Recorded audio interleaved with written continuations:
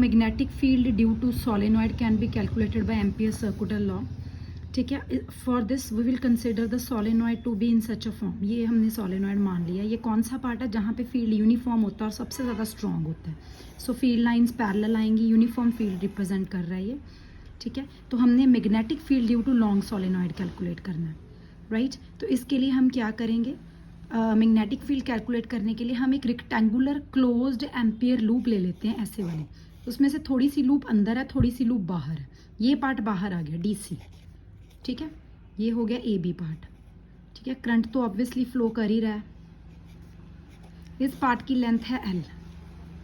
ठीक है जी, magnetic field lines ये हो गई यूनिफॉर्म B।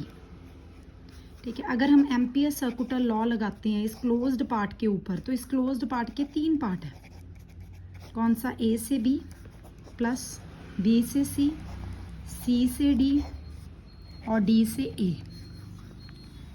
ठीक है, तो B डॉट DL जब हम इसको सॉल्व करेंगे ये हो गया BDL कॉस ऑफ थीटा। ठीक है, पहले AB पार्ट देखो, B भी इधर को है, DL लेंथ एलिमेंट की, ये वाला एलिमेंट है ना इसी तरफ है, दोनों में एंगल 0 है। सो ये हो गया BDL। ठीक है, like this, fine. Then we talk about next part, ये AB आएगा ना, BC लेंथ ऊपर को है, फील्ड इधर को, एंगल हो गया 90 डिग्री B और DL में। सो cos 90 हो गया आपका 0। सो ये भी 0 है। ठीक है, DA ये भी 0 है। अब इस पार्ट की बात करें CD की, ये पार्ट इस सोलेनॉइड से बाहर है। आउटसाइड पॉइंट्स पे वैसे ही हमने बोला है कि सोलेनॉइड में आउटसाइड पॉइंट्स पे मैग्नेटिक फील्ड बहुत वीक और ऑलमोस्ट 0 होता है। ठीक है, ये चीज़ आपने खुद पढ़नी है यहाँ से, इस पेज में से, यहाँ पे एक्सप्लेन किया हुआ है। डायरेक्शन दे के उन्होंने बताया कि आउटसाइड पॉइंट्स पे फील्ड जो है वो बहुत वीक होता है, ऑलमोस्ट निग्लेजिबल। तो सेंटर में मैक्सिमम होता है और यूनिफॉर्म होता है। ठीक है, सो यहाँ पे हमारा फील्ड क्या हो गया 0, बिकॉज ये आउटसाइड पॉइंट है। ये भी हो गया 0। तो यहाँ पे हमारे पास सिर्फ क्या बच गया, B और DL लेंथ। इसकी लेंथ कितनी है, जितनी इसकी लेंथ है। So it's L। ठीक है जी, अब हम क्या करेंगे, लेट अस कंसिडर N क्या है, number of turns per unit length. ठीक है, इसका मतलब एक पर्टिकुलर लेंथ L में कितनी टर्न्स हुई, N इंटू L, क्योंकि ये है number of turns per unit length. इसको मल्टीप्लाई किया तो ये नंबर ऑफ टर्न्स आ गई। ठीक है, I जो करंट है ये फ्लो कर रहा है लूप में, ABCD लूप में।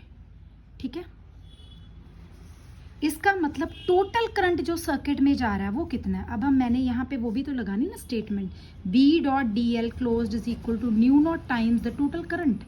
इसको सॉल्व करके मेरे पास ये आ गया, इस तरफ तो यही रहना है ना। सो एक तरफ ये आ गया, दूसरी तरफ है new naught times total current in that particular portion. Total current कितना हुआ, I जो करंट है वो हमने एक के लिए लिया था। ठीक है, number of turns for the length L कितना है, N into L। So it will be NL। Total number of turns को मल्टीप्लाई कर देंगे करंट के साथ, ये टोटल करंट होगा।